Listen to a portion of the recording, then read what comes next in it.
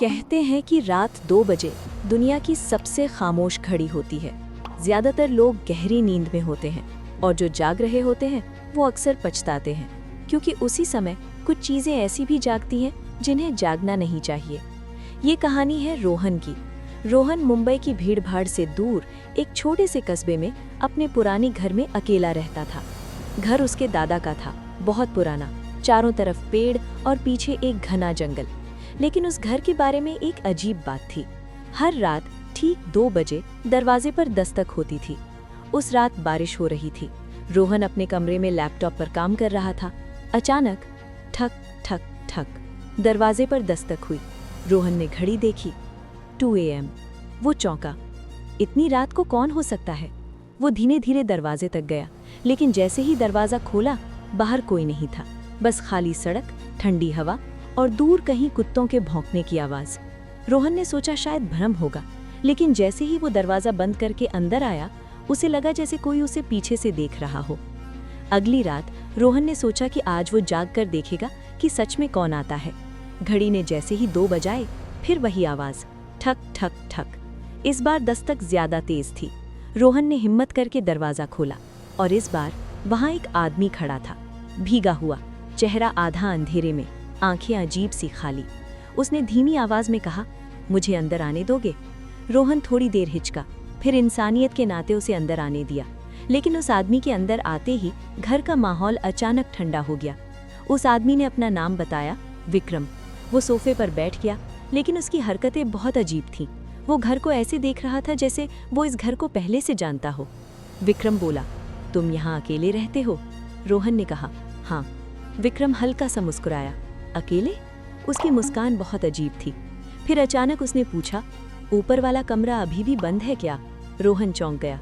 ऊपर का कमरा सच में बंद था और उस कमरे के बारे में रोहन को उसके दादा ने कभी जाने से मना किया था। रोहन ने पूछा, तुम्हें उस कमरे के बारे में कैसे पता? विक्रम बस मुस्कुराया, लेकिन जवाब नहीं दिया। विक्रम उस रात चला गया, लेकिन जाने से पहले उसने कहा, मैं कल फिर आऊंगा, ठीक 2 बजे।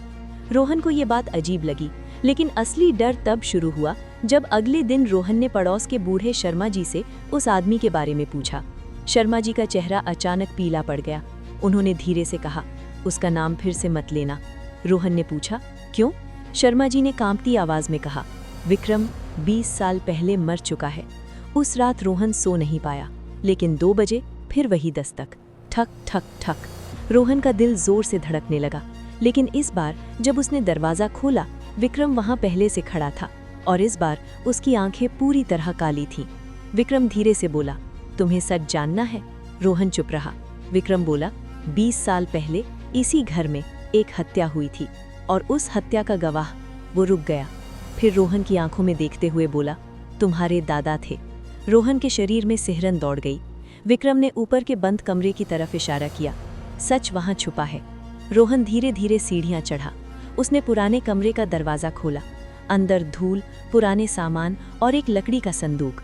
रोहन ने संदूक खोला। उसके अंदर एक पुरानी तस्वीर थी। तस्वीर में 3 लोग थे, रोहन के दादा, एक अजनबी आदमी और विक्रम। तभी पीछे से आवाज आई, अब तुम्हें सब समझ आ गया होगा। रोहन मुड़ा।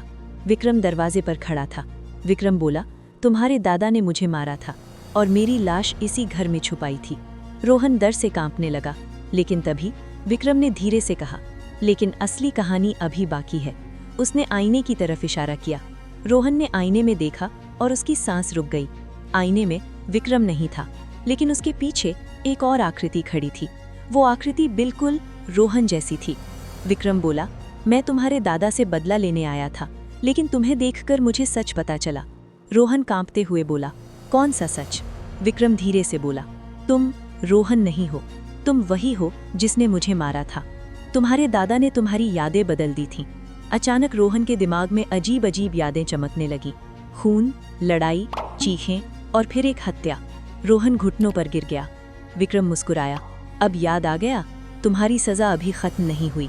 घड़ी ने 2 बजाए और उसी पल रोहन गायब हो गया। अगली सुबह पड़ोसियों ने देखा कि घर का दरवाजा खुला था। अंदर कोई नहीं था, लेकिन दीवार पर खून से लिखा था, मैं फिर आऊंगा, रात 2 बजे। और उसी रात ठीक 2 बजे किसी और घर के दरवाजे पर दस्तक हुई, ठक ठक ठक, और बाहर खड़ा था एक अनजान मेहमान।